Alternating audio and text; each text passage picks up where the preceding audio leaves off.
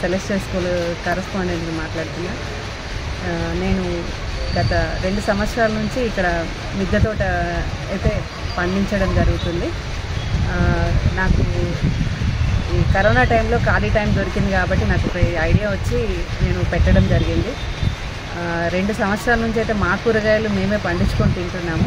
ఆకుకూరలైనా కావచ్చు, కూరగాయలు, పండ్ల చెట్లు పండించుకొని నా స్కూల్లో అయితే దాదాపు ఒక 1000 చెట్ల కంటే ఎక్కువ ఉన్నాయి. కింద పైన కలిపితే పైన తొట్లల్లో మాత్రం ఒక 200 చెట్లు మాత్రం ఉన్నాయి. ఆ 200లలో కూరగాయలు, ఆకుకూరలు, పండ్ల చెట్లు అన్నీ ఉన్నాయి. నేను ఎలాంటి రసాయనాలు మాత్రం వాడను. ఏం వాడినా నా ఇంట్లో వేస్టేజ్ ఏవైతే వేస్ట్ పండ్ల తొక్కలు కావచ్చు, కూరగాయలు కట్ చేసిన ముక్కలే కావచ్చు, అవే నేను స్టోరేజ్ చేసుకొని అదే కంపోస్ట్గా తయారు చేసుకొని చెట్లకు అదే ఎరువుగా అయితే వాడుతున్నాను. ఇంకా పురుగు అలాంటివి ఏదైనా వచ్చినా కానీ మజ్జిగ, ఇంకా బియ్యం కడిగే వాటర్ అలాంటివి మాత్రమే, నేను గోమూత్రం అలాంటివి మాత్రమే వాడతాను.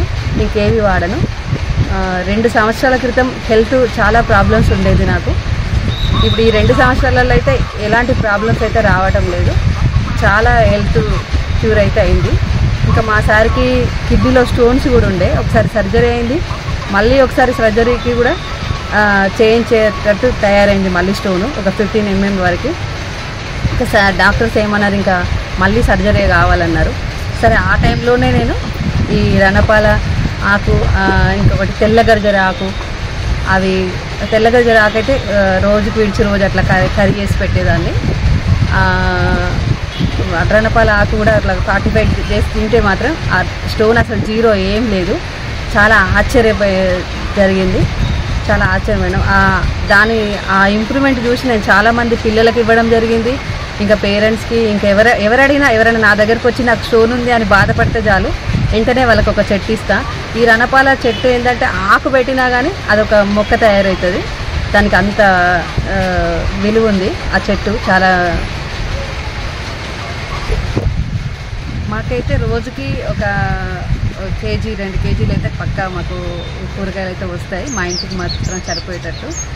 నా ఉద్దేశం ఏంటంటే, నన్ను చూసి ఒక 4 గృహిణులైనా ఒక 4 చెట్లు అట్లా మామూలుగా ఆకుకూరలతో స్టార్ట్ చేసినా కానీ వాళ్ళ ఆరోగ్యాన్ని వాళ్ళు కాపాడుకున్న వాళ్ళు అవుతారని నాకు ఒక చిన్న ఆశ.